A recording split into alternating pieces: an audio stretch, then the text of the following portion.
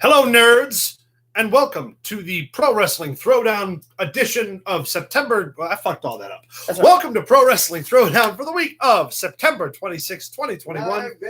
This is Luke, the Big Dog Williams, our in-studio producer, the Mighty Max Fury. I am Caleb Black, and it is Wrestling Day. You switched all that shit around. I know. Hey, look, I like to keep it fresh. Just, right? Gotta dip it a little bit. Twist it like that. Then you gotta bop it. Then you gotta twist it again. Yeah. See? See? This guy gets I would have been good at that game. Luke, how's your Sunday? It's day after Saturday. That's fair. Max, how's your Sunday? I'm doing good. I think it's the day before Monday, right? Could be. Right? Could be. And I don't know. It's been crazy already. It's been fucking great already. Anyway, today has been a long day already. We are 3.5 hours behind schedule because my key at work decided to disappear, so my car is parked in my work parking lot. These two gentlemen had to come and rescue me. But we are here. We are live. We're doing the damn thing. Please excuse me. All right, so today is not only Pro Wrestling Throwdown Day, and it's not only Wrestling Day, but it is the day of Extreme Rules, which means it's Point Day. Point Day. So it's kind of fortuitous because we will do our selection for the pay-per-view today. The next week, we will do our total cumulative point review that we've been promising, and it timed out perfectly to where I'll have a day to get it all together. Yes. I think that I am 2 points ahead. You are 2 points because ahead. I got the 1 point for All Out. I'm pretty sure me and Max are tied. You're tied. If you're not tied, you're very, very close. We're very close. But we'll do the full tally next week, and we'll start getting ready for the rest. There's probably 3 to 4 point difference between first and last place. Yeah. So there is no blowaway yet. Yeah, no one's taking this train home all the way yet. I think we're going to have to put that in effect. No. Because everybody's so close. Everybody's so close, yeah. Blowout rule, for those who have not been watching or are new, was if somebody went up 15 points on the other people, the bottom guy would be out. Yeah. And then those two would fight it out for the points, kind of like what we did with Max last year, where that person was the decider. Be the decider. That's an American Dad reference, kids. Get cultured, just like we are. By the way, Seth MacFarlane is a genius. And if you don't know what I'm talking about, you should. Get vaccinated. Anyway, so let's get this party rolling, I guess, with our selections. Now, as you guys might know, we only do the matches that have been announced. So if anything is added post-card, that don't count. Nope. So we have 6 matches announced. Remember, I'm going to guess with the 6 matches, the ones that we have, they're mostly title matches. Uh-huh. So it would make sense for them not to add anything else on the card due to the fact of the time that they're going to give these championship matches. Right. But 6 does seem a little light, and none of these that we're going to mention were pre-show matches. And of course, there are going to be last-minute additions, and someone's going to come out and blah blah blah. Right. There's going to be folderol. There was nothing put as a pre-show match on the card. Nonsense. Right. So, I mean, I would think Carmella and the other one would have been the pre-show, but evidently that's not the way it's going to work. So. Keep in mind, too, this year we are taking the total tally of matches you call correctly. It's not just going to be points canceling each other out. Right. So, with that being said, gentlemen, are we ready to make our selection for Extreme Rules in this, the year of our Lord, 2001 of 20? I would also like to state for the fact, before you start, this is the first week that we have done a Pro Wrestling Throwdown account or a podcast, and we didn't start with something dark and gloomy. Yeah. No, the week has been silent on that front in professional wrestling, and especially with the because life was too busy taking a shit on the 3 of us. Hey, no joke. I mean, there was a little bit of controversy, which we'll get into after this with John Cena, but we'll talk about John Cena. All right. In no particular order. Okay.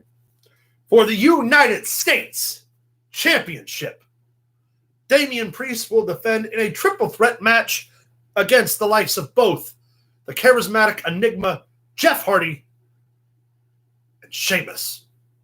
Max, make your choice. Choose wisely. I think I got to go. As much as I love Jeff Hardy, they haven't done anything. Just all but buried him. He's just biding his time. Yeah. Yeah. He's just in there. Just wait. He's going to make Matt Hardy. I'm going to go with Damian Priest. Damian Priest to retain. Luke! Damian Priest was just on an award show 2 days ago. Yep. And he also presented a music award to Bad Bunny. Yep. The publicity behind that and him being United States champion was all positive. Yep. It has been since the beginning of his title run. Therefore, I see no reason to take the title off of Damian Priest, so I'm going Damian Priest. I'm inclined to agree. It's also worth noting, though, that Damian Priest reappeared on NXT this past week. Yes. He did. Well, they're trying to give that new updated NXT that bump. very hip and very cool. Like Mandy Rose showing up on there with a different colored hair and everything. It's a way to try to build it as a third brand rather than its own entity. I think it was fine the way it was. Oh, no, it's strictly developmental. It's not a third brand anymore. Yeah. It's NXT's its own universe, which is honestly the way it always should have been. Remember, quick tangent here, just because we have the time. Yeah. The only reason NXT was brought into the fold was because of the Saudi Arabia fiasco with all the wrestlers who were stranded overseas. NXT was never supposed to interact with the main roster, but they had a bunch of superstars stranded. NXT had a bunch of superstars not doing jack shit that Friday. We'll have them invade SmackDown. It also gave us a televised match, the first and only time it ever happened in the WWE, Daniel Bryan versus Adam Cole in the main event. Yeah. How about that? Yeah. How about that, kids? How about that? Well, here, and when you look at it this way, I don't know why I'm so the excited. NXT crossover for that SummerSlam, or Survivor Series, rather, was one of the best Survivor Series matches in recent memory. Agreed. 100%. I, too, am inclined to say that Damian Priest shall retain the United States Championship. Yeah, it's just, it hasn't been long enough, I don't think. No. Where are you going to go with it? Correct. For the SmackDown Women's Championship, the Irish Lass Kicker, Becky Rollins. See what I did there? I did see it. Becky Lynch will defend The man of the her relationship. champ, right? The one who wears the pants.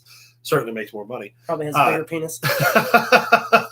Will defend her women's championship against former champion Bianca Belair. Max, It's a hard one. choose your fighter. Really? Skyballer and Matt. What? First of all, I'm Mr. gonna Triplet hand thing this isn't over to funny. Luke for a minute. I know what's because going I on wanna here. know what I'm in he on the has to joke. say. Skyballer's pretty cool, and Maxi Pad is amazing. So, You're Tanya says hi, by the way. asshole. Hello, Tanya.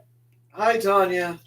All right, Max, make your decision, sir. I'm going to hand That was this your over to DJ you for a voice. minute, Luke, because I want to know what you have to say. You want to know what I have to say? I'm really, really in between here. Okay, I will go then. Well, I wish you would. There is two ways to handle this. Well, There's there are one- only two people in the match. There's two ways that you book this correctly.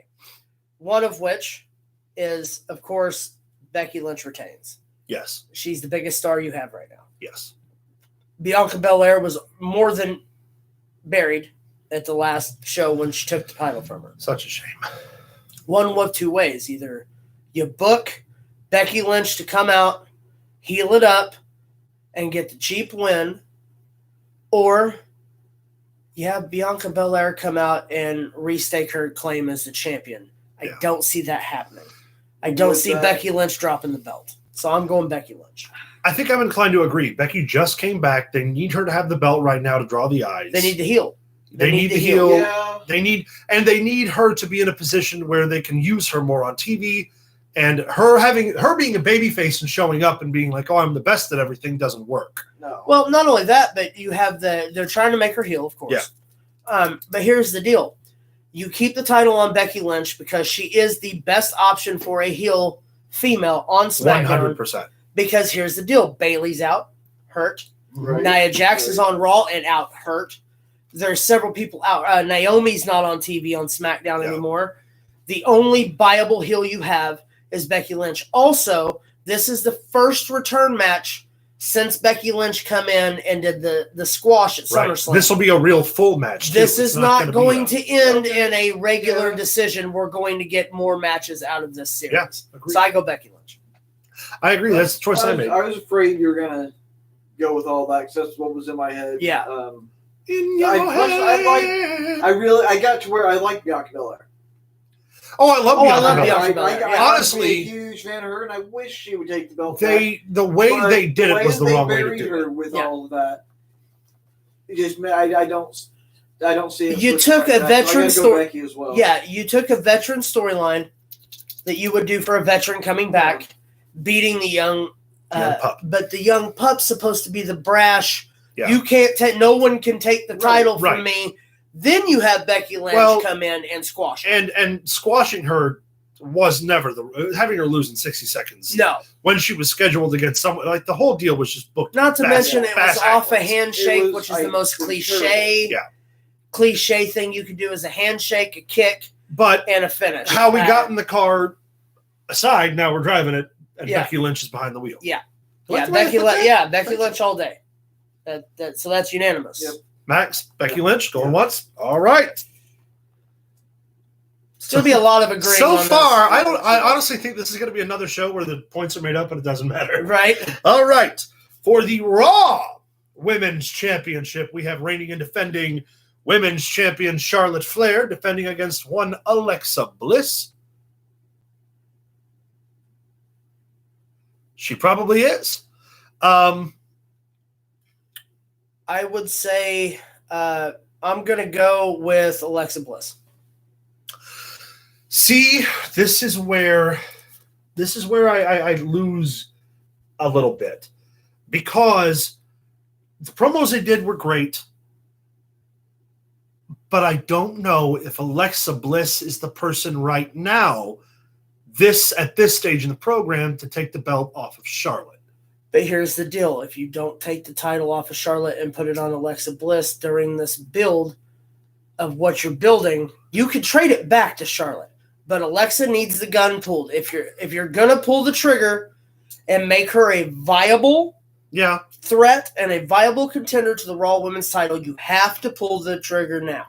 But on the other end, also with them pulling the trigger on Big E, it seems to me right before the draft, like a trading of the if you put the title on her and then you send her to SmackDown, you have a viable threat and a champion for SmackDown in Alexa Bliss, being that you would switch Becky Lynch to Raw, which would make way more sense. See, but do you want Becky and Charlotte on the same show? Yes, I do. Hold on, though. Hear me out. With Bayley being gone, with Sasha being gone, with a number of their top female talent being injured, do you want both of your top female stars on one brand? Yes. Or do you want to separate them so they have a chance to work with the less exposed female talent? Yes. That's why they should unify the women's title. They should unify all the titles. Well, here's the deal with that, though, is we have a lot of talent that is not being used on NXT now due to the new direction. Agreed. Correct? Okay. What better way to showcase that talent is to put all of the established talent. I mean, you're going to get Alexa Bliss in trade. Alexa Bliss was a SmackDown Women's Champion for almost a year. That's true. She's viable. You have her go over there with her kooky shit that she's doing, and you have her wrestle these talents that aren't on the new NXT, the ones that are just sitting back doing nothing. Bring them in to make new names off Alexa Bliss without hurting Becky Lynch's credentials or Charlotte's, because those two can wrestle over who's the queen or who's the best women's wrestler in the world, and you push that to WrestleMania. But you don't need both of them on the same show at the same time to do that. And it seems to me it would make more sense to have Charlotte spearheading SmackDown as the women's SmackDown after the draft. My vote is for Charlotte. And here's why I'll make my pro-Charlotte argument. Everything I said aside about her being the most established talent, right now, taking the belt off of her when you can get a WrestleMania payoff for her dropping the belt is the best thing to do with Charlotte. Yes. Also, we don't know the contract situation for her. Right. She might not be around at WrestleMania. Or she might not be dropping the belt. I love Alexa Bliss. I think she's awesome. I think what they're doing with her is awesome.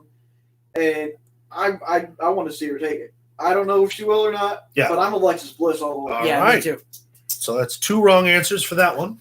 I'm going to go wild on a lot of these. Yourself twice on that? Another women's match, non-title, Liv Morgan versus Carmella in a who gives a shit. I'm kidding. I know. I'm kind of with you. Here's the deal. Here's the deal with me. I'm actually interested in this match, and I'll tell you why. I think Liv Morgan is one of the best untapped women's wrestlers on SmackDown. On that we agree. And Carmella has progressively gotten better and better and better. I don't like her. But you're not supposed to. That's actually the point. I don't want her. I don't want her to see her out there. Like I don't mind seeing her. I wouldn't mind at all. Corey Graves. Right. She looks lucky bastard. I don't care well, for the character. This will be. Let's be. I don't even think. I don't think she's par with Liv Morgan. I'm Liv Morgan. No, I totally agree. Liv Morgan. I think we all agree that Liv Morgan's going to win. Yes. But since this is the high profile and it is an Extreme Rules match, because I listened to Busted Open with with Liv Morgan the other day promoting this weekend. Does the winner of this match move on to be the number one contender on SmackDown? Possibly. For the women's title. If so, Liv Morgan and Liv Morgan makes sense. Liv Morgan and Becky Lynch makes sense. Yes, it makes lots of sense. Yeah.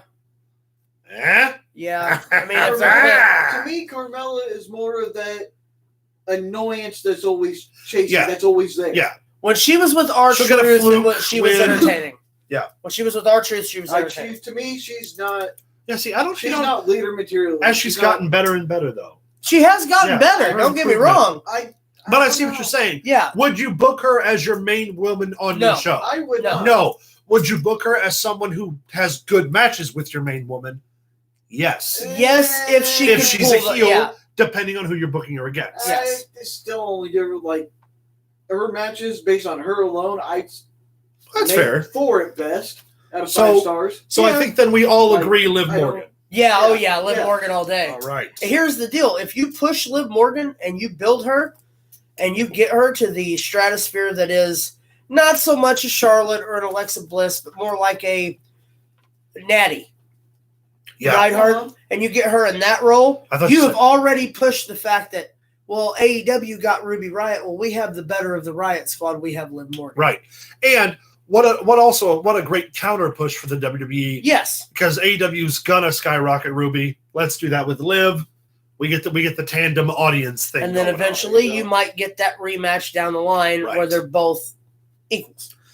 For the SmackDown Tag Team Championships, we have the Usos defending against the Street Profits. Oh, see, here's the deal. Actually, let's get Max's opinion first, and then I'll go into my tirade. Well, as much as I love the Street Profits, I would love to see them take it. Based on everything that's going on with the table, as I refer to them, I don't see the Usos losing. One way or another, I don't see it losing. That's fair. It's Extreme Rules. You can almost guarantee that Roman is going to be involved in some way or some sort of something from outside. Right. Or Heyman, for that matter. Yeah. So you're going... I got to go. I'm going with the Usos. Okay, here's my deal. I'm also... here's the deal. I love the Street Profits. They're 2 of the most talented wrestlers, tag team wrestlers, in the WWE at this time. Yeah.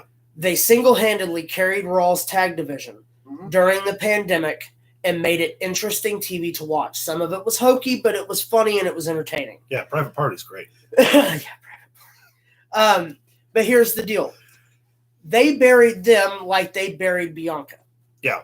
They were the hottest tag team going. They switched the titles to put them on SmackDown and almost immediately took the titles off of them. And they haven't done anything since. Now, with that being said, I don't see the Usos dropping the title for a completely different reason. I'm going Usos, by the way. Okay. The reason I don't see them dropping the titles is because in the next month, when Survivor Series takes place and champion wrestles champion, we're going to get the New Day to win the titles. Together versus... And you're going to get the Usos as tag champs versus the New Day, and you're going to get Big E versus Roman Reigns. Yeah. And that's what they're going to sell the entire show on. Yeah. That's why I say the Usos also, like you said, being the head of the table and being the thugs for Roman Reigns. As long as Roman has the title, the Usos need to have the tag title. It is, whether you like it or not, it is the Roman Empire. But let me tell you where my head's at. You can't beat Roman Reigns right now. No. Right. You cannot get any heat on Roman Reigns right now. You can't. You just literally, him and the Demon are going to have this match. The Demon's not going to win. It's a fucking throwaway as a placeholder for Brock. We get that. So the only way you get heat on Roman is through the Usos. Yeah.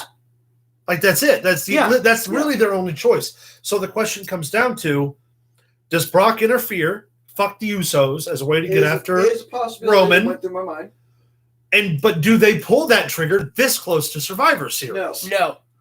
And that's what I'm struggling with. See, here's the deal with that. I don't think so. I thought about that, but I don't think he will. While that makes sense. He may interfere, but I don't think it'll have an effect. While that makes sense in the interference with Brock Lesnar, you also have to look at it this way. When you're coming to your end game with Roman Reigns, okay? Your end game is The Rock. Yeah. Let's just throw it out on the table. We all. The end game is The Rock. Well, here's the deal. You can't have the Usos weak until that takes place, because that's when you bring The Rock in and you have The Rock go, aren't you guys, you guys are part of the dynasty and you're playing his lapdog. Yeah. Until the Usos turn on Roman Reigns, which is what's going to happen. They should keep the belts. They should keep the belts. If they don't keep the belts, they at least have to be in contention to be considered a viable threat. That's a good point. To protect Roman's title. And for them to lose to the Street Profits, like I said, while a well-oiled team, they're not the team to take those titles. The team to take those titles, if it was to ever happen, which probably won't, is to unify them with the New Day, because then you have the two best tag teams in the WWE right now, in my opinion. And have had the best tag team matches in the WWE for the last 7-8 years. Yeah. Their Hell in a Cell against each other was great, and they always seem to come back to each other. I gotta go the Usos. It only makes sense not to drop the titles yet. I'll tell you what. Because when they do, Roman's going to turn on them, and that's going to plant the seed for them to turn on Roman. The beginning of the downfall. Dynasty, the downfall. The fall of Reigns. Yeah. And it's when it rains, it pours. Just because I don't think it's time. That's a T-shirt. Just because I'm so indecisive about this match, and the two of you have already declared for the Usos, I'm going to declare for the Usos as well, but only so it doesn't cost me a point regardless of what the outcome is. Right. I still think that now would be the time to start getting heat on Roman through the Usos, but again, it's difficult to say if pulling the trigger right before Survivor Series. And regardless, if Brock Lesnar comes in and interferes, the Usos win by default. Unless he attacks Private Party. Regardless, the titles don't change hands. Right. Yeah. If there's a DQ, as champions retain. This person just pointed out. All right. So in our main event, for the SmackDown World Title, what is it? It's Universal Championship. For the Universal Championship, Roman Reigns defends against Finn Balor's Demon. I think we've already decided. If anybody, if our entire diatribe about the Usos hasn't changed. Hold on. Now. No, I can't even say it with a straight face. No, it's got to be Roman, dude. It's got to be. As much as I like Finn Balor, and I do, and I dig the Demon gimmick. Here's the deal. The Demon has never lost a championship match. No. Ever. What better heat for the internet wrestling nerds Roman Reigns. For Roman Reigns to beat the Demon as the Demon? Yeah. Perfect heat. You get that heat you want on Roman going into Brock, going into Big E. And let's be fair, it doesn't matter. Roman's going to win, and Brock's going to come out at the end tonight. They're going to have a schmaz. Yeah, of course. You want to surprise me? Fucking have the Fiend pop up and attack the Demon. That's never going to happen. I don't know. They're in talks to bring him back. They're in talks. Rochester and AEW Dynamite, I cannot see him not going to AEW. Maybe the Boogeyman. Money talks. Well, but it's better pay that money. I understand the money, but somebody like Bray Wyatt, as the way Bray Wyatt is, his character and stuff means quite a bit to him, and the way they fucked him for the last 2 years. I mean, they didn't really. He had some pretty high-profile matches. He had high-profile matches, but he dropped the title to Goldberg. Well, he dropped the Hell in a Cell to Seth Rollins. Let's be fair. Whoever was champion at that time was going to drop that belt to Goldberg. While Randy Orton is a favorite of this show, him losing to Randy Orton at Mania was the wrong call. There's none of us there's none of us who disagree with that. Hold on. Don't you talk about the way he lost. As clean as he lost to Randy Orton. One RKO. Yes. Okay, I'll give you that. It was not the best ending. Also, you bring him in where he's the burn-up demon. Yeah. He regenerates The crowd goes nuts, and then he loses. It makes no sense. I know. Either Well, way, back to the topic at is hand. great, but- If you want to surprise me, have the Fiend show up. It's not going to be a surprise when Brock does it. No, it's not. Now, here's the thing. I really enjoy watching Brock and Roman brawl. So it's not going to be like, oh, this was terrible that happened. It's just not something that's going to surprise me. You really want... Never mind. You really want to surprise me? Take the wheel for it. Did you see the meme on Facebook where Brock Lesnar looks like Sloth from Goonies? All right. All right. Hey, they've got rigging to do that. All right. All right. So let's do our recap before we get struck by a lightning bolt. All right. So the recap for tonight, Extreme Rules, 6 points on the line. $1 million is on the line. And one man's life is on the line. I love you guys. Jesus Christ. Damian Priest defends the United States title against Jeff Hardy and Sheamus. We've all unanimously agreed that Damian Priest will retain.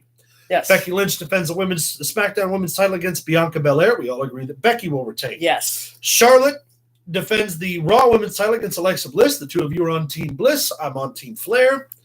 Unanimous decision with Liv Morgan versus Carmella. Unanimous decision with the Usos versus the Street Profits. Even though there's an asterisk. Yeah.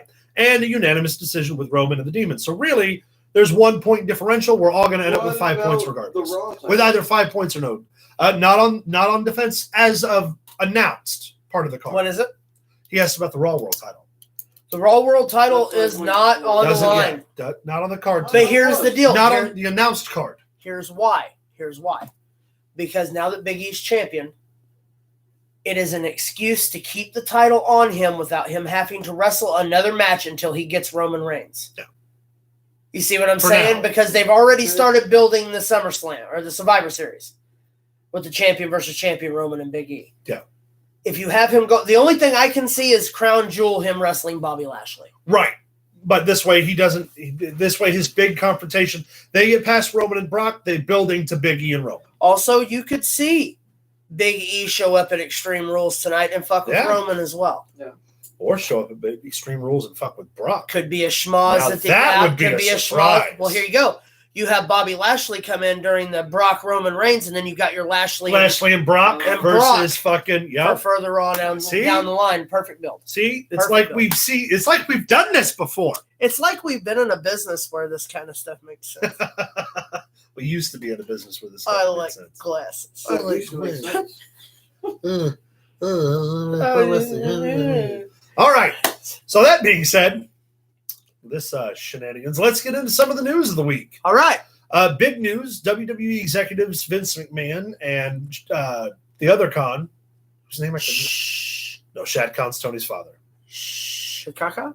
Chicago. You're out.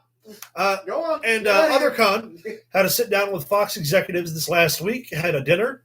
The Charlie Khan?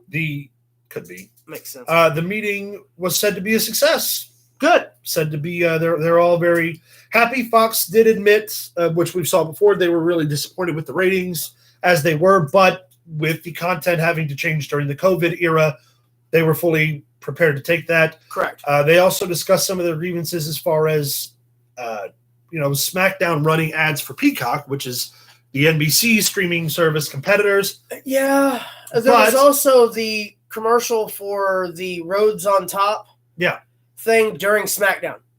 Well, that's the other Con buying the advertising time. But I mean, they can't help that. That's pretty cool. Yeah. If you ask me. But WCW wouldn't have been able to think about so it looks like things between Fox and the WWE are okay for now. Well, Punk threw a big monkey wrench in a lot of that. Yeah. Well, we'll also see too. Right now, there's not a big problem. It's not until the quarterly ratings and fiscal reports come out, and if AEW fiscal, if AEW shows that massive uptick with Turner, then that could be when Fox and NBC step in and be like, "Look, start delivering ratings.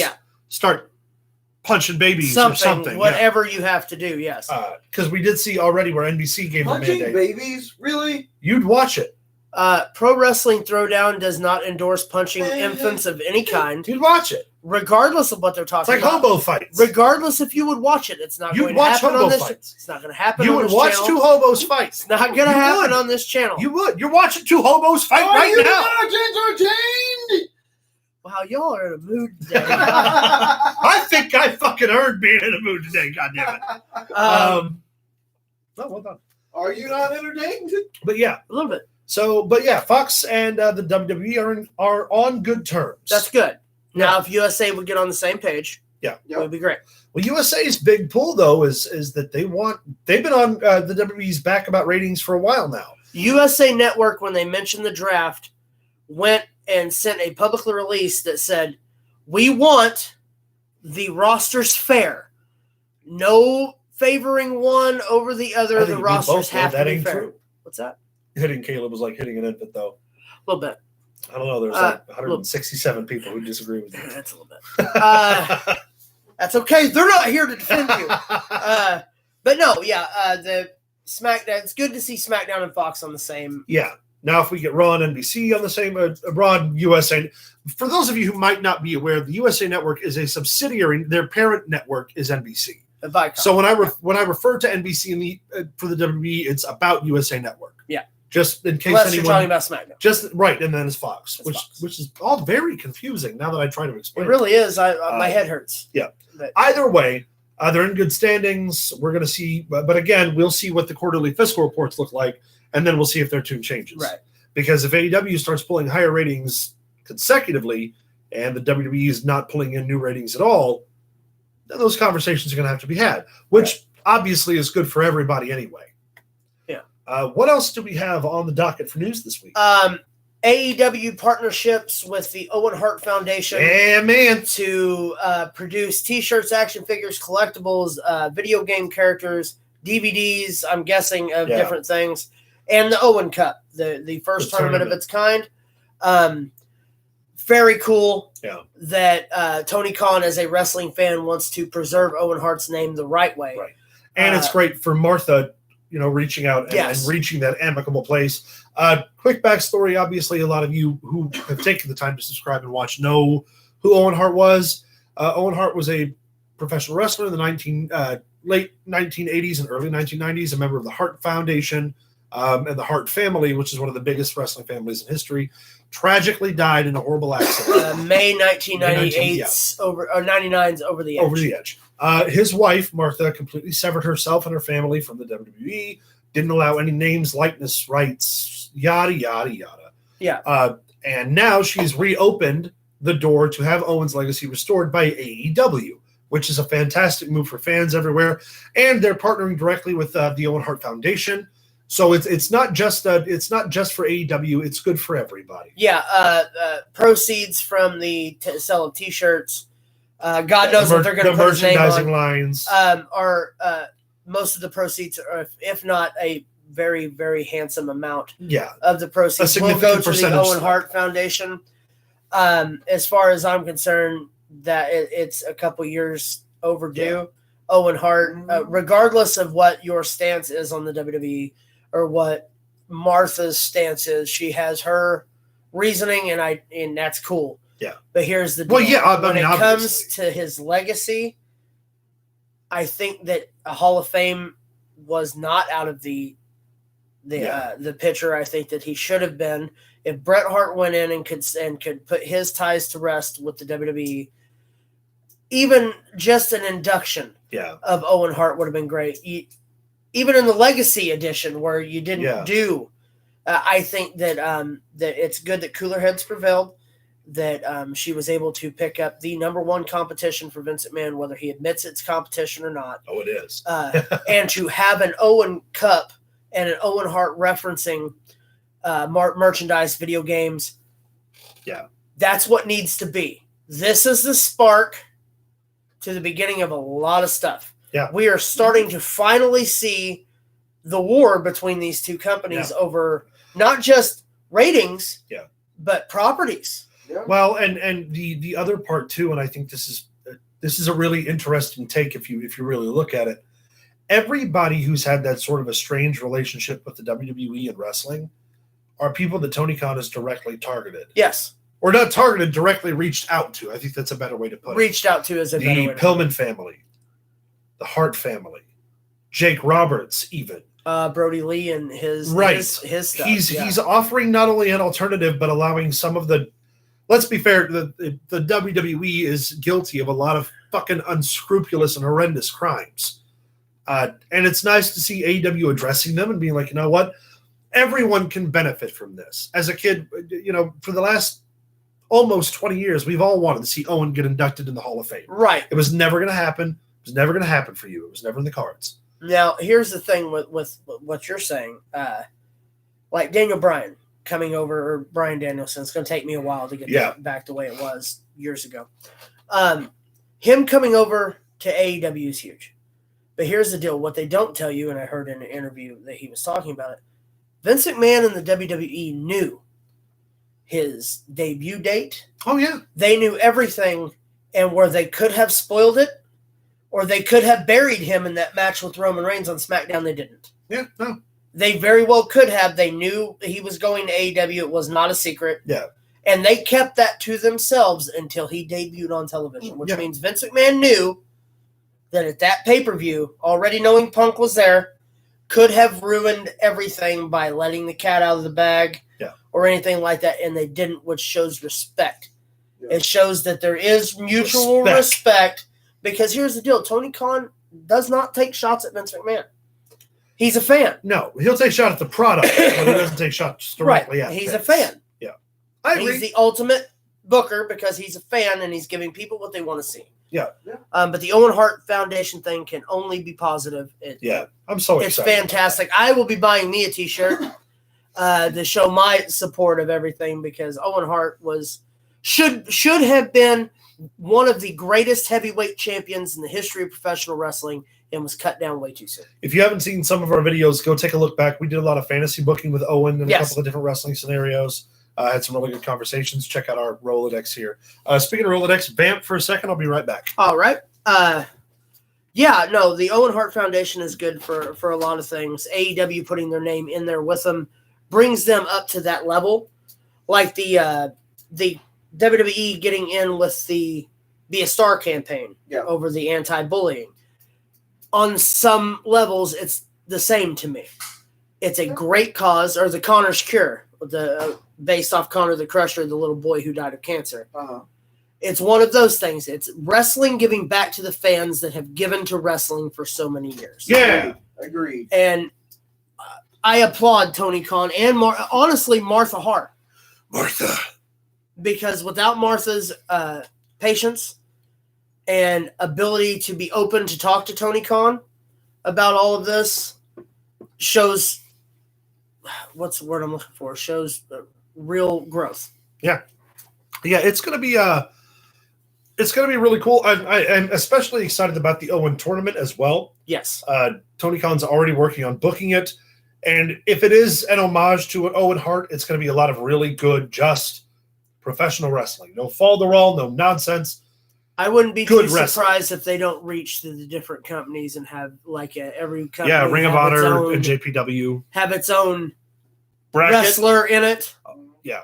Kind of carry the torch for that federation as their guy, which I think would be cool because we have enough to do that. Yeah.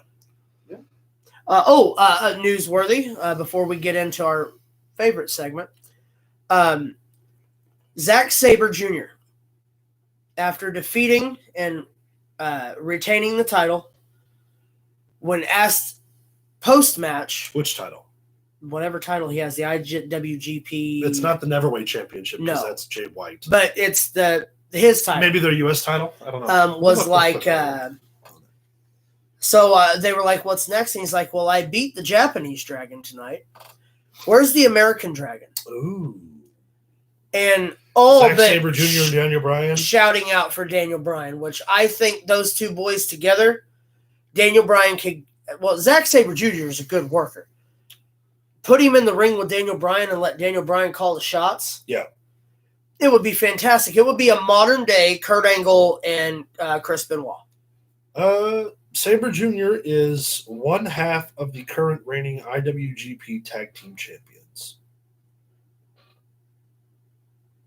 Well, I mean, maybe it wasn't the NJPW. Maybe it was a tag title match. Maybe it was a tag title match. But yeah, he's like, I beat the Japanese Dragon tonight. What about the American Dragon? Yeah. And hey, take all my money. And a lot of people say that Zack Sabre Jr. is the best technical wrestler in the world. Whatever people want to say, but I think we can all agree that Daniel Bryan is probably the best technical wrestler in the world right now. So that'd be really cool to see. Yes, for sure. I had something else for the news, and for the life of me. Well, let's talk about AEW's Dynamite this past week before we go on any further.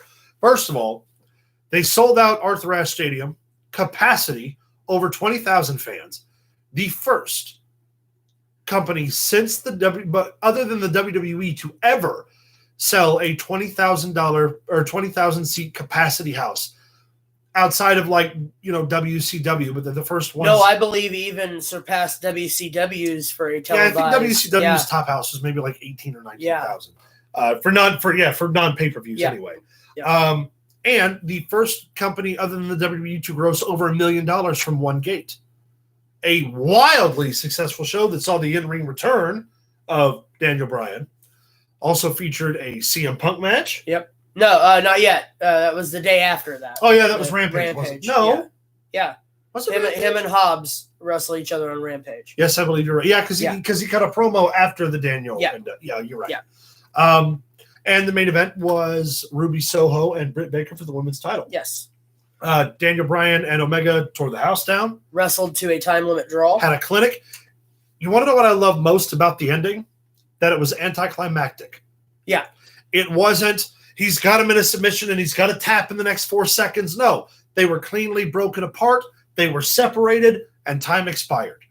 Yep. Just like the old days. Yeah. Perfect. What a great and just a fucking great match.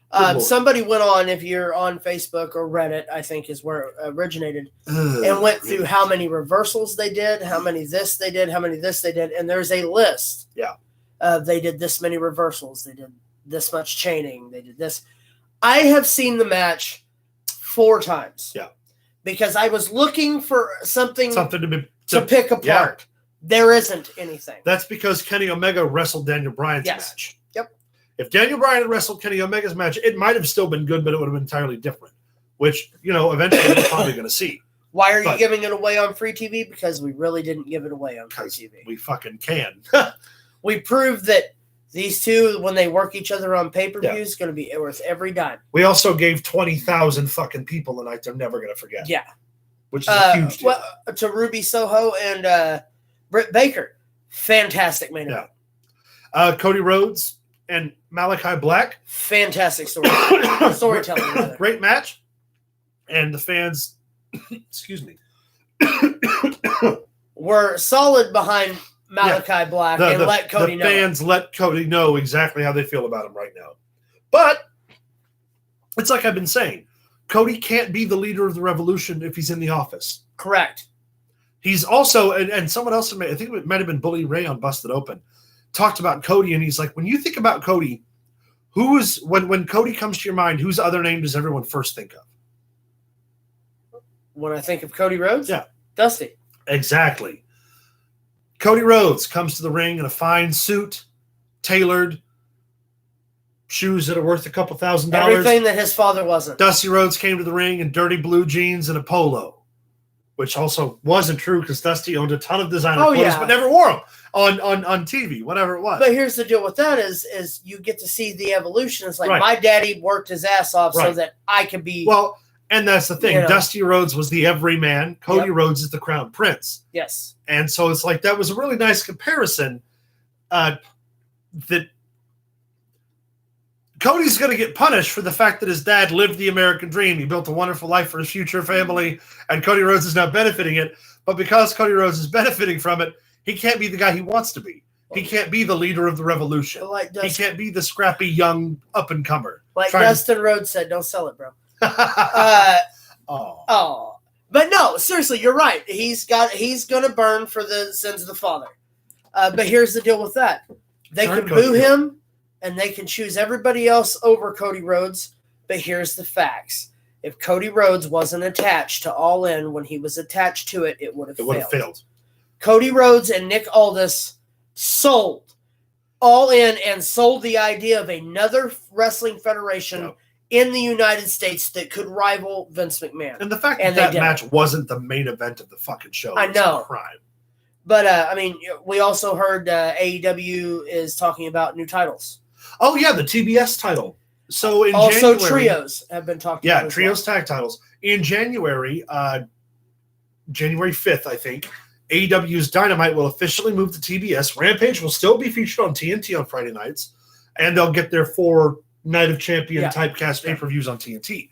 So the idea is, which is like Bash, Bash the Beach. Yeah, they'll probably make like Fighter Fest. One of them, so the idea is, since the men's second-tier title is the TNT title, which make the women's second-tier title the TBS title. The TBS championship. Now, here's the thing.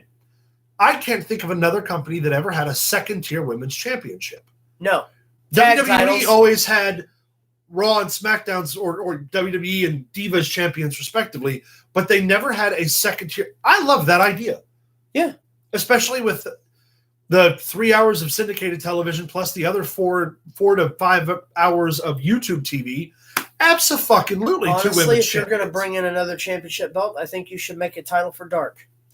I think that Dark should have its own championship belt, and that's where you get all of these young guys that they bring in as enhancement talent to wrestle each other on those shows. Yeah. Have something to strive for and a bigger heavily paycheck. Feature the TNT title, heavily feature the TBS title. Yeah, make a Dark championship. You know, the title for Dark. If they do decide to go with the trios titles, are they going to do away with the traditional tag titles? No, I heard that it's going to be a trios title and regular tag. See, title. I also, while that might be saturated to some, I don't hate that idea. I like it. I don't hate that idea at all. It also gives 6-man tags and these trio groups that they already have. Well, here's the deal. Something to be competitive for. They're going to bring them up because now you have Adam Cole and the Bucks. Mm-hmm. And if you don't put trios titles on Adam Cole and the Bucks, you're making a huge fucking mistake. Right. That's just the way that is. Not to mention, you've got the Death Triangle. When you can get Pac to show up to the show due to visas. Well, yeah, that can't be helped. No, but I mean, Yeah. The Dark Order, you could freebird the Dark Order those titles all the time. Also, refreshing ideas, something totally different than the competition. I don't hate it. We mentioned earlier about Rochester coming up, AEW in the hometown of Brody Lee. Here's the deal. That is when Bray Wyatt will show up, because I heard through something I read that Bray Wyatt, in his contract, the last time he upped his contract, has the right to waive the 90-day no-compete clause. Oh, nice. The only difference is that he won't be paid for the guaranteed last part of the contract if he waived the 90 days. But here's the deal. He's going to make that back in Tony Khan just going to give him that. Yeah. You're going to have him debut in Rochester to save the Dark Order that is imploding right now on television. You have him come in, but here's the deal that somebody and me was talking about. I'm not going to mention names. You have Eric Rowan. Yep. You have Braun Strowman. And you have Bray Wyatt, and none of these boys are in the WWE anymore. Nope. All of them could show up to that Rochester show in AEW for a Wyatt family reunion. Yeah. In tribute to Brody. And you know what the ratings of that's going to be? It's going to skyrocket. That would be huge. That's not a terrible idea. We already know that Impact's in talks with both Braun Strowman and Bray Wyatt. Yes. It's weird that Rowan's also working heavily with the NWA and Championship Wrestling right now. Yes. So, but again, not under contracts where he can't go and work somewhere else, because those places allow that. Exactly. Not to mention with the forbidden door that has been opened here. I hate that. And everybody being traded back and forth kind of reminds me of the regional days. Yeah, man. NWA territory days, Yeah, the Jack. territory days. You can't get over here? We'll send you down to Jacksonville for a few months. You send us Flair for this big show, and we'll send you Tully and Arn for your big show. Right. And everybody profits. Yeah. You guys can use Christian for a little while, but we get Josh Alexander when his contract is up. That way he can reunite with the North, with Ethan Page, and wrestle FTR before FTR okey-dokes the fuck out of there and goes back to the WWE. Give him a match! Here's another thing. Ethan Page and Scorpio Sky, while I didn't like it in the beginning, I'm really starting to come around. Now that they got that mouthy guy that does their promos for them. Jim Lambert. So good. Dude is so heat getting. Well, he is he's a legitimate MMA promoter. Yeah. And I love that, you know who they fashioned his character after, right? Would be Listen to his promos. Yeah. Would be what the fuck is his name? You're already wrong. Who are you thinking? Jim Cornette. Oh yeah, for all sure. of this shit about how all the guys are too small and can't work and don't fight and don't look like grown men. They are completely. That is the Young Bucks completely controlling Lambert as a medium to get a Jim Cornette character over on their TV. I was thinking Zeb Coulter, the guy Dutch Mantel. Mantel's who I was. How thinking, dare you, Zeb Coulter? I was trying to think of what his name was as the All-American. Was that it? Zeb? Zeb Coulter, yeah. Okay. Here's one more thing, and then we'll get into our segment. Say Johnny Bolin. One more thing, we'll get into our segment. Yep. And that is Joe Gacy. Yeah. NXT's Joe Gacy coming out with the whole woke character. Yeah. And then it being pulled from all media because mainstream got it. Uh-huh. And it pissed off the right people. Do not, under any circumstances, stop with the Joe Gacy gimmick. Yeah. It is fantastic. It is money. And if it has a problem with those woke people, fuck them. Yeah. It is perfect. As a woke person, I'm a fan. Perfect. He said this ring is a safe place. Yeah. Fantastic. Yeah. And the commentators, Corey Graves going, well, I had concussions that ended my career in that ring. It's anything but a safe place. Yeah. Perfect. Also, sell all of that. Real quick, you said commentator, and I wanted to bring something up. Pat McAfee's the greatest commentator in professional wrestling today. Fucking fantastic. Yeah, well, yes. Okay, so we often talk about how like really good the AEW broadcast team has been getting. Yeah. And it's a lot of times because they don't say deliberate things that sound like the WWE wrote them. Yep. At the end of Malachi Black and Cody Rhodes, after Malachi hit him with that black mist, fucking Excalibur goes, that's the what something about like that's the darkness from inside of him. That's a coming out. That is a that is a Michael Cole call. You cocksuckers, don't do that to yourself. That's when afterwards it felt like a fart in church. He went up to Jim Ross, and Jim Ross was like, maybe I should have said that, not you. And Jim Ross been like, I don't know what the fuck you're talking about. It was mist. Buddha did it. It was Mountain Dew with food coloring. Get your shit together. Christ. All right. Well, we've covered the week. We've covered all of our bases. We've covered the news. I think you know what time it is. I think I know what time it is. I know what time it is. What time is it? It's time for birthdays. And bullshit. Max, take it away. All right. Let's see. Shorter list. I'm going to get all these ages correct today. All of them. All right. Let's see. So we're going to start out today, September 26th. Asuka. She's in her 40s. I'm going to say 44. 38. 40. 40. Oh, wow. A little older than I thought. Asuka sharing that birthday with Murphy. Oh, Mr. Buddy Murphy. Oh, 36? 34. 33 today. 30? I knew he was young. Happy that birthday surprises to the shit out of me. Murphy today. On the 28th, Steve Blackman. Steve Blackman, 53. I was going to say 55. 58. 58. What he will be. Wow. On the 29th, we have Yoshiro Tajiri. Tajiri? Yoshiro Tajiri. 56. That was 53. 51. 51. All right. 51. Younger than I thought he was. Along with Candice LeRae. Oh, Candice LeRae is 31 years old. Yeah, 30, 31. Why not? 36. 36. God. She will be 36. Well, hello. Carriage House? Carriage House. Sure. On the 30th. A little bit. On the 30th, we remember Chris Von Erich. Lost him 99. Chris Von Erich was the Von Erich that wasn't technically a Von Erich. He was the guy that was brought in after the other one. Not Carrie, but the other one died. Yeah. And was brought in as a Von Erich, but he actually was not a Von Erich. Yeah. He would have been 52 today. Yeah. Wow. Rest in peace, buddy. I believe he's the one that is he the one that just I'm not sure what happened to him, honestly. Drugs. I genuinely don't. Drugs, I think. Drugs. Sharing that birthday, Candice Michelle. Candice Michelle. 44? 42. 43. Let's cut it in the middle. Hey, look at that. Alright. Not counting that. Also, Trevor Lee, Cameron Grimes. Oh, okay. Oh, God. 36. No, he's not that old. He might be 32. He'll be 28. Yeah. Wow, he's younger than I He's thought he was. really young. Yep. On See, my October- first guess was 29. That sucks. on October 1st, Yes. Hector Guerrero. Guerrero. Hector, yeah. 67? I believe 67 is.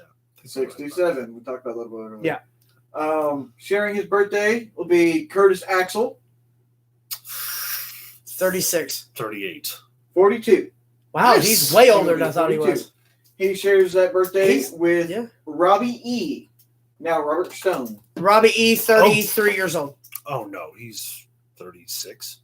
He'll be 38. 38. Yeah, I knew he was a little older than that. Still in good shape for Oh, yeah. On older than I thought. October 2nd, Story of my life. Still, we will remember the great Kali. Yokozuna. Yokozuna. Yeah. Lost him in 2000. Coming to the ring next. He would have been 60 years old. Weighing in at Wow. 450 pounds. Yokozuna. Yokozuna. A goop. I gotta do. I don't know how to say that. I got to poo. Rodney Anoa'i Yes. was his name. They called him Uncle Rodney. Yokozuna was by far the best big man in professional wrestling. The man could fly like a cruiserweight. Yep. When you got offense on Yokozuna and he come off his feet, it meant something. Yep. He would also sell facially and register everything. He wouldn't no sell anything unless He unless was it was obvious no The sell. first Samoan to obtain the heavyweight title, That's correct. Yes. and one of just a handful. One of three. Three. One Yeah. of three Samoan believe. WWE World Champions. Yokozuna was somebody who Yeah, brother. Hogan needed at the time. Yeah. They were looking for big men for Hulk Hogan to destroy the monster. Be a man. Yokozuna was the guy. Yokozuna also, though, had a very serious problem. Yeah. Where he said his weight got out of control. Yeah. To the point where he was legitimately eating to gain more weight. He wanted to be the first wrestler To be 800 pounds. to be 800 pounds. Yeah. And obviously, our bodies are not made to. He had do that. he was addicted to food and metabolics.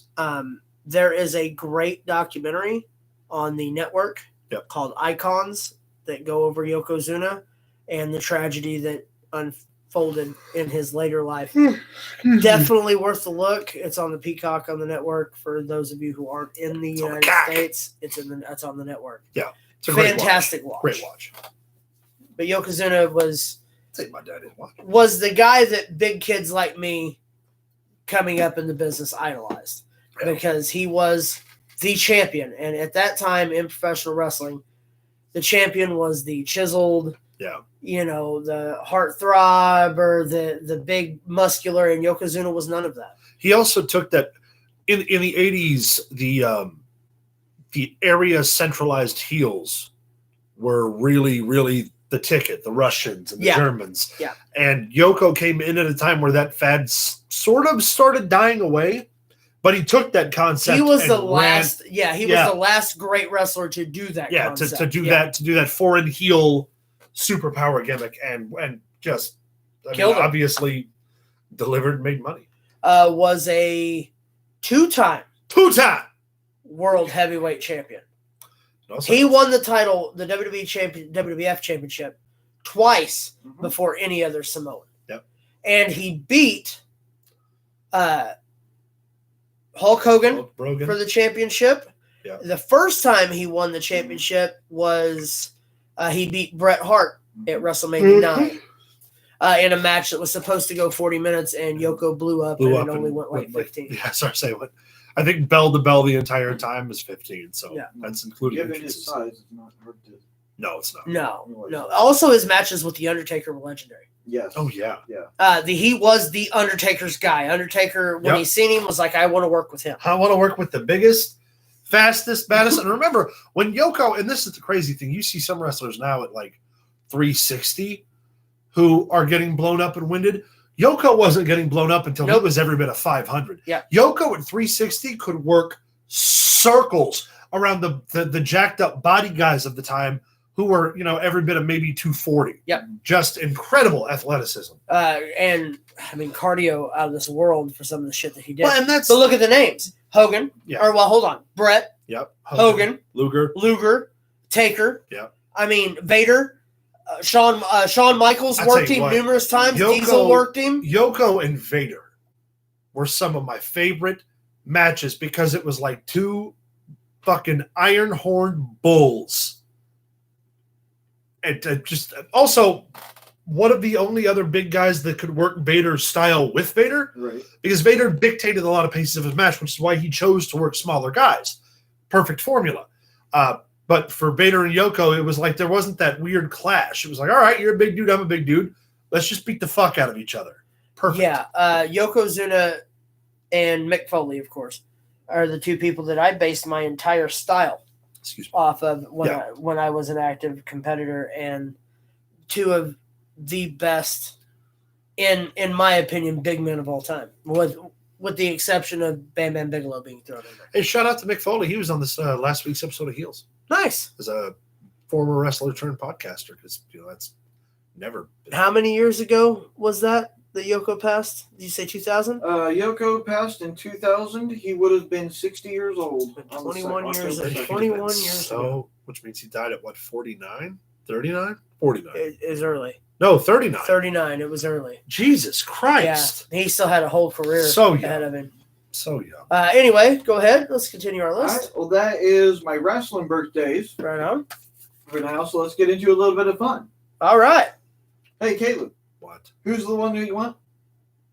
You're the one that I want. You're the one that I want? Olivia Newton-John's going to have a birthday on the 26th. Okay, see, that's really weird because I've been singing that song all day long. I know. And I don't know why. But today is the 26th. That's outstanding. Olivia Newton-John.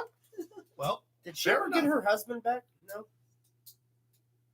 He disappeared, and then no one ever saw him again. So, well, he probably wasn't the one that she wanted.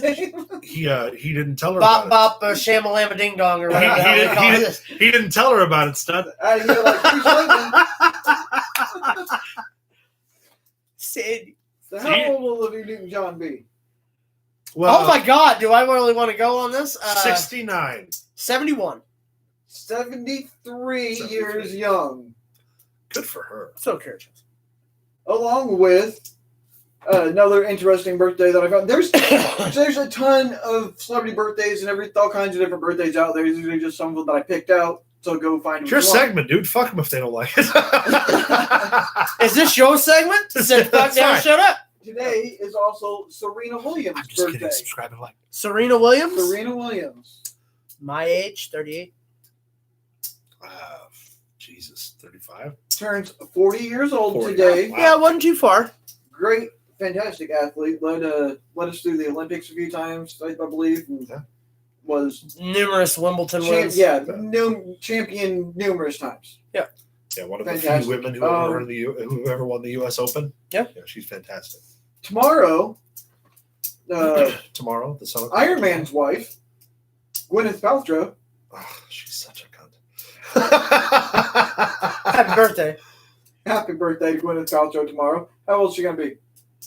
Who gives a shit? 44. I'm going to say a little older. 47. 49. 49. God 49. Damn it. That was my first guess. Also, fun fact, I did not know this myself, used to be married to the lead singer of Coldplay. Yeah. I didn't know that. Oh, yeah. I don't know how I missed that, but yeah. Yeah, their kid's name's Apple.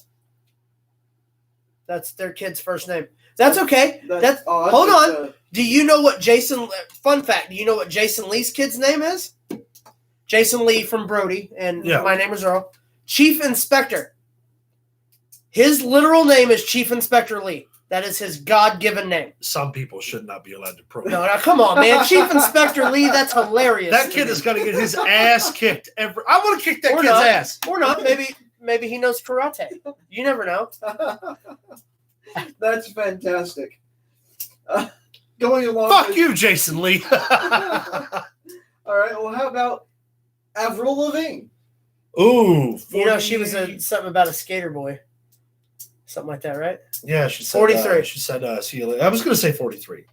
Avril Lavigne will be 37 years young. She's younger than me.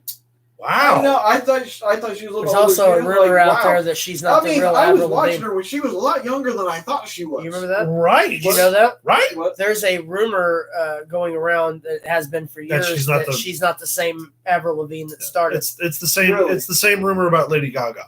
She is the same woman. She just matured quicker than. Or most is she? people. Well, if you think about it, none of us are the same people that we used to be. No, I mean, have you seen this guy over here? Jesus Christ! I can't decide if I'm I better. can smell the liquor on your I breath. can't decide if I'm better or worse. Well, let's see. Depends on what bottom of the bottle we're at. Come on, Fair man. enough. Sharing the birthday. She did start really on the young, though. 27th. It's not just what's for dinner. Mhm. Meatloaf. I love meatloaf. Me too. With the ketchup and the breadcrumbs. Yeah. Little egg in there. Ooh. Mix that shit up. Meatloaf would be 67. Meatloaf is 73. Meatloaf will turn 74. 74. Oh, God, I was close. 27. Yeah. I know my meatloaf. And Caleb. You know, meatloaf's my safe word. Is it? Yeah, I'll do anything for love, but won't do that. Fantastic. Caleb, this one's for you. I got Yes. 2 more birthdays. We're gonna. I thought the we're gonna meatloaf cut one was aside for a me. minute. Speaking of You meatloaf, got your fucking meatloaf. the Rocky Fucker. Horror Picture Show Uh-huh. was released In 1975. on September 25th, 1975. It went to the Australian Stage Company, or the Australian Theatre Services first, produced solely by Richard O'Brien, then expanded into the English expansion. The movie would have been made several years later, starring Susan Sarandon and Tim Curry. Tim Curry was the only opted film option for the movie, and fun fact, when Meatloaf got his part, he was not the first pick. The first pick was the original Australian actor who came down with the flu during the time of auditions. The reason I know that is because when I got the part of Eddie in Rocky Horror, there's a conversation that I had with my director who said, it's okay if you don't get all the words to Hot Patootie. And I was like, no, fuck that. I'll get all the words. And he was like, no, for real. Like, nobody ever gets all the words. It's okay if you don't get all the words. While I'm researching the movie, I learned all this shit about Meatloaf.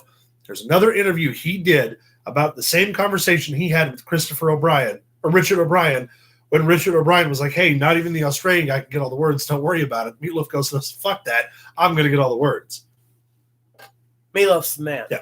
Another interesting fact about that, it is the only movie in the Rocky series not to feature Sylvester Stallone. Right. Did you know there's a sequel to the Rocky Actually, Horror Picture correct. Sylvester Stallone is nowhere near that fucking movie. No, not even close to it. Did you know there's a sequel to the Rocky Horror Picture Show? Yes. I did know that. It's called Shock Treatment. Treatment. It's the worst movie I've ever It's not fucking sat technically through. a sequel. It's an equal, as they describe it. But there are also 2 completely unfinished pieces to the Rocky Horror Picture Show that were supposed to be sequels. Tim Curry even recorded one of the songs for one of those projects called something about the Queen, and it was about Tim Curry was going to play Frankenfurter's mother, who was mourning the loss of her son. But Tim Curry was going to play her. It was fucking great. That would have been great. More interesting facts about that before I move on to the rest of these birthdays. Meatloaf is actually a German meal. Yeah. Oh, yeah. Often served with red cabbage and potatoes. And probably one of the oldest, that went back to the Byzantine Empire. Oh, yeah, or for something, sure. Well, that's like the shepherd's pie in Ireland. Yeah. It's been around since probably the turn of the century. Yeah. If not before that. Since we're talking about meatloaf, I've got another random fact for you. Not about the singer, though, about the meal. You know the first American movie that ever displayed the proper way to serve meatloaf with red cabbage and potatoes was? No. A Christmas Story. I'll be damned. Oh. Yeah. How about that? It was the first one. Normally, everybody pictures American side dishes like corn and mashed potatoes. It's the first American film that ever shows meatloaf being served alongside red cabbage and potatoes, which is what it was made to be served alongside of. I'm hungry. Don't ask me why the fuck I know that Now one, I'm because I hungry genuinely and don't want remember. meatloaf and Red cabbage and cabbage. potatoes. Now I'm fucking hungry. Well, how about on the 29th? Goodness gracious, great balls of fire. It's Jerry Lee Lewis. Oh, God. 78. Oh, my God. No, 81. 86. 86. Great Jerry Lee Yeah, Lewis. and one of the his great wife, or pianists his of all time.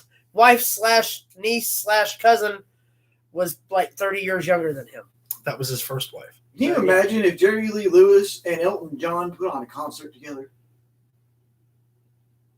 I mean, Actually- not now, because the arthritis is still. But I mean, right. Two of the greatest pianists. Yeah, I would dig the shit out of it. of the modern era.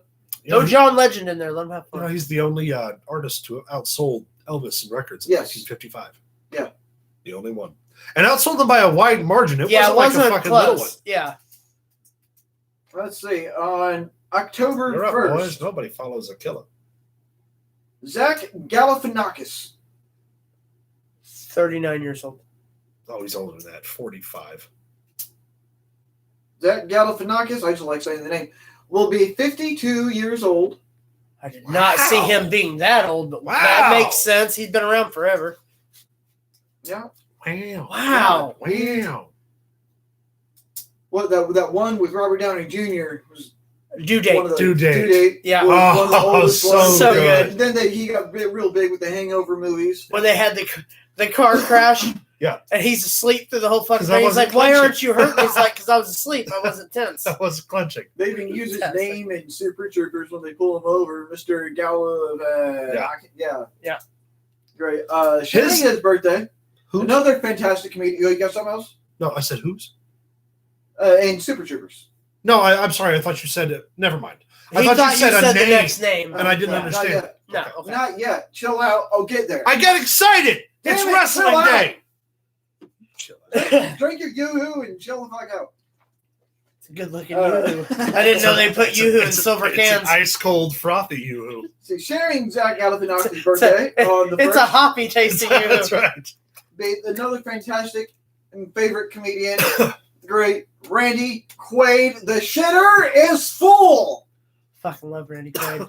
He doesn't watch our show because he doesn't like computers. Because Probably he's doesn't know how to fucking weird. work one. Oh, he's into the whole. He thinks the Illuminati's out to get him and all kinds of shit. Like, he's legitimately fucking crazy now. Meanwhile, Dennis Quaid's just telling him to But get the here's the fuck deal. off his vineyard. But here's the deal. Here's what everyone forgets. Americans should be proud of Randy Quaid because he saved us from the aliens. That's right. He sacrificed himself. Bruce Willis saved us from a What? meteor. You don't see him fucking hoorah about it. But Bruce Willis is also the yippee-ki-yay motherfucker. Or Can't whatever. say that. Why not? You can't fucking say that. You know what? What? Alan Rickman should have won. That's all I'm saying. Oh, And it is a Christmas movie. It's not a Christmas It's movie. totally And a how Christmas dare movie. you put Hans Gruber over? I put a lot worse. Die over. Hard is not. Do not Die start Hard with. is the greatest Christmas Do not movie of start all with- time. Hold on. I put way worse than Hans Gruber over, okay? You're right. Die Hard. I know you on. have. You wrestled You'll Sign Danny. Moving on, that's a long conversation there. October 2nd. Or whatever her name is now. Don't stand so close to me because it's Sting! It's Sting! It's Sting! Sting? He's here? Is it Steve Borden Sting or Sting Sting? No, it's Sting. It's Sting Stinger.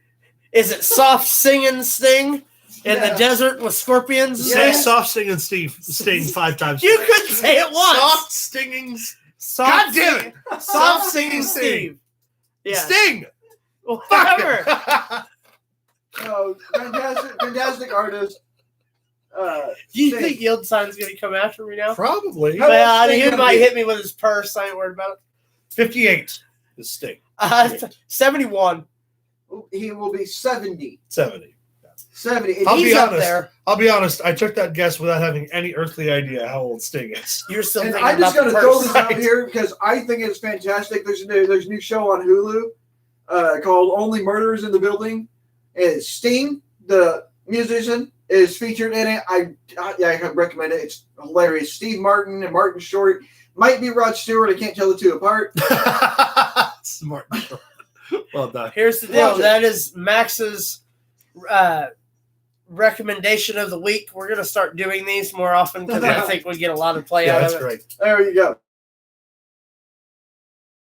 Luke asked me to come up with some sort of topic of discussion, so I got something for you guys. Okay. I'm going to go with who's the better Hardy? In honor of Extreme Rules, I'm going with Team Extreme in an Extreme Rules match. Okay. Who would be the better Hardy? Who would win, Jeff or Matt in Jeff Extreme Hardy. Rules? And we'll please set it back, both of them in their prime, because I know they're both getting Jeff Hardy. Jeff versus Matt in an Extreme Rules match. All-time Hardys or like current Hardy? What do you mean? Like, are we going to do this? Are we talking about a realistic this match happening tomorrow? Or are we talking about Hardy, period? Set them in their prime. In their prime. I know they're both in an Extreme Rules match, Jeff Hardy. Matt Hardy. Because Jeff would do something stupid from the ladder and miss, and Matt would take the cover. I mean, but we've already seen numerous times where that didn't happen, where Jeff came off the ladder in their WrestleMania match and won. I'm going to say Jeff Hardy. Now, hold on, though. In a traditional wrestling match or a traditional fight style match, Matt Hardy all day. Matt would beat the brakes off of Jeff Hardy. Well, in Extreme Rules. But if you give Jeff the ability to climb on top of something, he's inevitably going to fall off of it on top of you through 7 tables, and there's going to be a pit of lava underneath it with a robot giving him a hand job on the way down. Here's the deal. Matt's going to overjump and break his neck. Well, Matt's bow-legged, so he can't really overjump much of anything. Oh, my Lord. But, hey! I'm going to go, if it was a regular wrestling match, Matt Hardy all day. Regular wrestling match all totally day. Better. Extreme Rules match, Jeff Hardy. Yeah. It's got to be Jeff Hardy. All right. And let's be fair, that's the only time he's going to get the pop is when he's coming off the fucking... when he lights himself on fire and does a 360 corkscrew through a table covered in barbed wire. Because he doesn't have the... John Moxley? Because he doesn't have the ability to wrestle like Matt does. No, he doesn't. Matt was always the workhorse. That's the groundwork. Yeah. A lot of people don't have the ability to wrestle the way Jeff does, and but that's all. But it's that's difficult. the trade-off. I know because I tried to model my style after him and decided I needed to stop wrestling. But that's the point. Is not a lot of people could wrestle the way Jeff does, which is why an Extreme Rules match works in his favor. It does. Matt's the steak, Jeff's the sizzle. Yeah, that makes sense. Yeah. There you go. Jeff's the steak. It's fancy. Matt's the plate it's served on because it's sturdy. Yeah. It's the side dishes because they're staples. I know. Matt's the mashed potatoes, if you will. Let's take. God damn it! I hate you. Let's take Team Extreme. 2 Extreme Rules. Sure. Let's put them in their prime. Who's your opponents for them? Who's your the Hardy Boys? Dream. Oh, okay. Like matches that haven't happened. Yeah, from wherever. Who would you like to see against? We're gonna rephrase that to matches that we would want to see because 9 chances out of 10 we might state something that's actually happened, but I haven't going seen to happen. All right, fine. Yeah, just give me your dream Extreme Rules match though. Tag team. Extreme Rules. If I had my way, the Hardy Boys and the Eliminators was a dream match that would never could have happened because Kronos was already hurt at the time. But ECW style Extreme Rules, the Hardy Boys and the Eliminators all fucking day. Oh man! And think about this: the way Jeff can bump, they fucking cut him in half with that total elimination transfers kick. Jeff would have sold like. Give me the Hardy Boys versus Van Dam and Sabu circa ECW. That also would have been great. Would have been insane. Now, if we're talking about actual tag teams. The Hardy Boys, honestly, it's happened before, not in their prime, would be the Hardy Boys and the Young Bucks, both in their prime. Yeah. Okay, I'm going to go just a little bit different. Okay. But not old school. I would say the Hardys and the New Day. Ooh. Oh, yeah. Ooh. Yeah, I'm inclined to agree. I would totally love Obviously, I don't think it would be a good match now, given the Hardys. They're both getting kind of up there. They're not. Well, sure. Put them in the prime against the New Day. Man, that would have been. Well, insane. hold on. What part of the New Day? What 2 of the 3? Kofi and Xavier. Xavier. Yeah. That's who I would. I'll tell you what. what a Yeah. dream match. The Lucha Brothers and the Hardy Boys Yeah. would have that been would be good. a fucking barn. To be honest with you, FTR and the Hardy Boys in their prime. Because their styles would be so different. It would be yes, great. because Yeah. it'd be like the Rock and Roll versus the Midnight all over again. 100%. Heart Foundation would have been cool to see wrestle the Hardy Boys in their day. Oh, Yeah. man. I could see Because you that. got the power and the technical of Brett Well, Gamble. fuck. And then If we're going to go that At far, the time period, the fucking with there not being a whole lot of the big high flyer guys back then, man, Hardy's Dennis were insane Condrey. with that. and fucking Bobby goddamn Bobby Eaton, the Midnight Express versus the Hardy Boys. would have been tasty. The Rockers versus goddamn the Rockers- Rockers and the Hardy Boys would have been something. The Rockers and the Hardy Boys would have been great. Honestly, if you really want a match to showcase the Hardy Boys, we'll leave it out of the big to do with the Extreme Rules. You want a good match out of the Hardy Boys, the best way to do that would be the Hardy Boys versus Tully and Arn. Oh, Tully and Arn would make the Hardy Boys look like $1 million. oh God, they bumped their ass. Not like they have a choice. Well, and here's the deal, though. Arn Anderson and Tully also bumped their ass off. Yes, they do. So it would be a fair trade-up. Tully do that real cool fucking. What's that sell he does when someone hits him with something off the top when he fucking throws his arm up? Fucking Jeff hits the senton. You see Tully fucking. Also, So just managed to speak on it. The Hardy Boys, if you were going to go something that you wanted a holy shit tag match, give me Shane Helms and Shannon Moore from 3 Count against the Hardy Boys. Something just crossed my mind, and I'm going to take the tag aspect out of it, Okay. and I'm just going to say ladder match, Jeff Hardy, Superfly, Jimmy Snuka. In a ladder match? in a ladder match, I think that would have. that would have been great. Are we talking Snuka in his prime? Yes. Snuka. Yes. Oh yeah, Snuka would take that ladder and beat Jeff Hardy to death with it. Think about how Oh, the match would be insane. Yeah. Crazy. I thought you were going to go one of my dream matches that I always wanted to see when it come to a ladder match, and that would have been Jeff Hardy and Shawn Michaels. Absolutely. I think Absolutely. At the time Yeah. when Jeff was first coming up, he was looked at as being the next Shawn Michaels. Yes, he was. Yeah. And honestly, those two in a ladder match situation, and it don't even have to be Michaels in his prime. Yeah. Give it to me with Michaels circa 2005 when he was Yeah. wrestling Jericho and shit. Uh-huh. Every bit of it. Every bit of it would be fantastic. That would have been. Also, it's happened before, But but Shawn Rob Van Dam and Jeff Hardy would be yeah, killer we've seen again that. as well. How about Shawn Michaels and Adam Cole in a ladder match? Ooh. Well, if you really want my ladder match pick of dream matches, we're talking, give me Michaels right now against AJ right now in a ladder match. Yeah. Yeah. Give Well, me that. Yeah, there's no That's what I argument there. want. Yeah. No argument there. Yeah. All For right. sure. Well, let's finish jerking each other off here. And then we can finish talking about Sorry. wrestling. I had something on my hand. And that's the bullshit. Is that it? Yeah, that's what I got. That is birthdays and bullshit All right, kids. Well, for the week of September the 26th. we have covered AEW. We've covered WWE. We've covered Dynamite. We've covered Owen Hart. We've talked our birthdays and our bullshit. We've talked about Fox Network, CBS, Ted Turner. I believe there was even a little bit of talk about a guy named Yokozuna Danny, which we'll talk about later. Well, we're definitely going to talk about that later. All right, guys. Thank you so much for tuning in today. Do not forget to like, subscribe, share with your friends. Don't forget to find us on Facebook at facebook.com/Pro Wrestling Throwdown. Follow us on Twitter at Pro Wrestling TD. Send us an email at prowrestling@gmail.com.